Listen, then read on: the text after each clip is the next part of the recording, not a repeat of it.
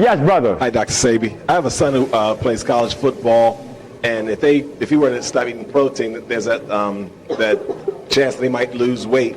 So what's your recommendation for athletes to perform better and to also maintain strength and size? My friend Mostel in Honduras used to be an athlete.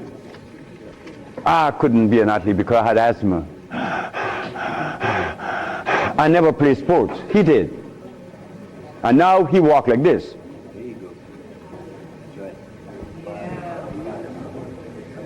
So weight has nothing to do with strength. Strength doesn't come from your muscles. It comes from your brain.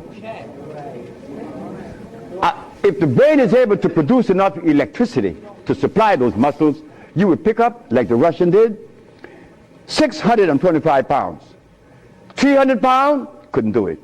325, couldn't do it. Here comes the little skinny man and did this. How much did he weigh? 127 pounds.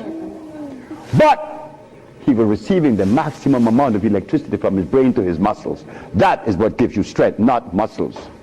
Because you've seen people with muscles walk like this, right? They had a stroke, right? So the muscle isn't receiving any electricity. Why can't he just do this? He can't, because there's no oxygen. It is oxygen to your brain. Thank you. Thank you. Iron. Iron again. Maya. And that green food plus, he will run till tomorrow. Yes.